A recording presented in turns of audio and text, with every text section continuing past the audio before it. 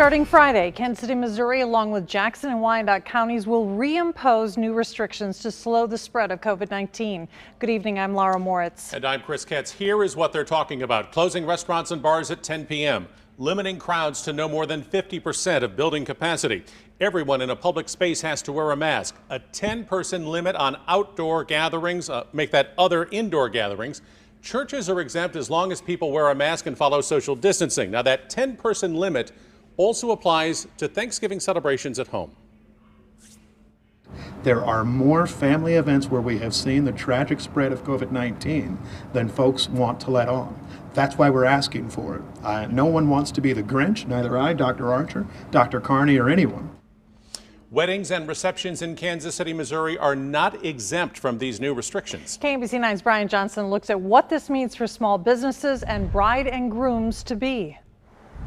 The event space at 2016 Main is empty and quiet. We have reached a point, I think our greatest crisis moment. But when the mayor took the podium today, phones started ringing. I heard from 3 brides before it was even over. Patrick Galvin says many brides have already postponed their big day once. Now some might a second time. I feel just horrible for the brides and grooms and what they're going through these days. Obviously, safety first. Starting Friday, Kansas City will cap wedding party gatherings at 10 people maximum. No dancing is allowed. People must be masked and seated at all times unless they're eating or drinking. I think most people have a vision of their wedding and it looks nothing like 10 people sitting down with masks on. Venues can increase attendance to 50% capacity by submitting a COVID-19 safety plan 7 days before the event. It's already been devastating on so many friends and colleagues in the wedding industry. The city says stricter rules are needed to prevent the spread of COVID-19. I think it's going to take a vaccine to get people comfortable again and this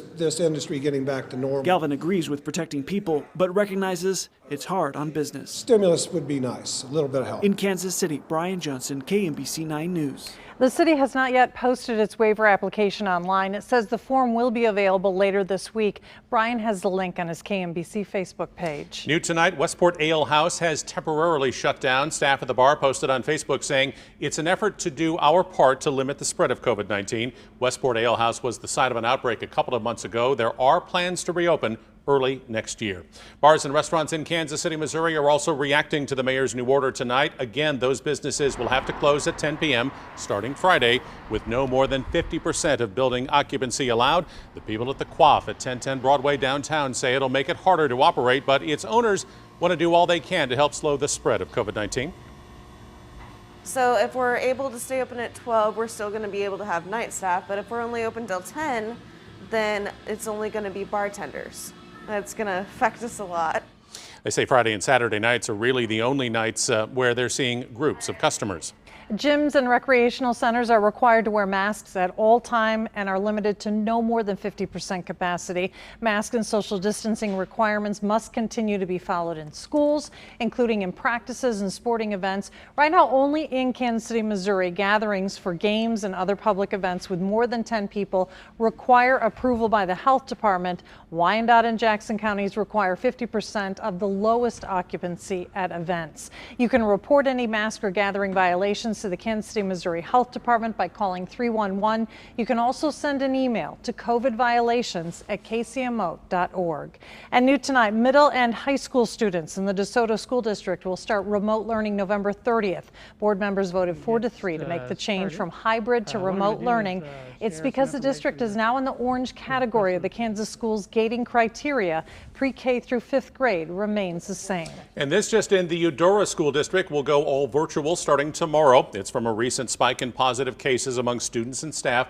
All after-school activities and sporting events have also been canceled. The goal is to return to in-person learning November 30th after schools are deep cleaned and disinfected.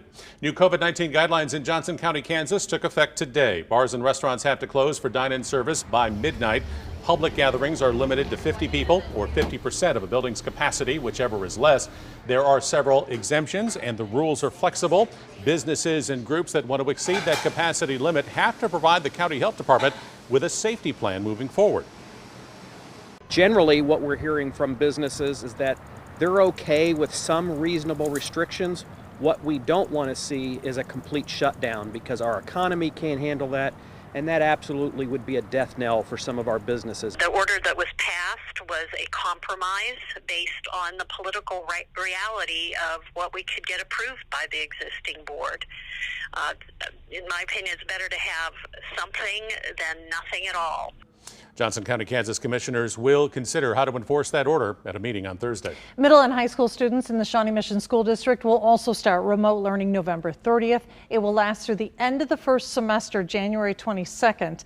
The district says the reason is lack of staffing. A number of employees are in isolation or in quarantine. Tonganoxie High School faces a similar problem. Too many positive COVID cases, not enough substitute teachers to cover classes, so the high school is going all online for now as board members work on what's next for that district. Changes could be coming for kids in the Lee Summit School District. School board members will meet tomorrow as the district is seeing record numbers of COVID cases and quarantines in the last week. That meeting is set for 6 tomorrow evening. You can see it on the district's YouTube page. More promising news in the race for a COVID-19 vaccine. Moderna says its shots are 94% effective. About 80 people in Kansas City participated in that vaccine trial. Doctors at the Center for Pharmaceutical Research say they are encouraged by the results from the Moderna trial and by the Pfizer trial results announced last week. The center is also conducting Inovio's trial.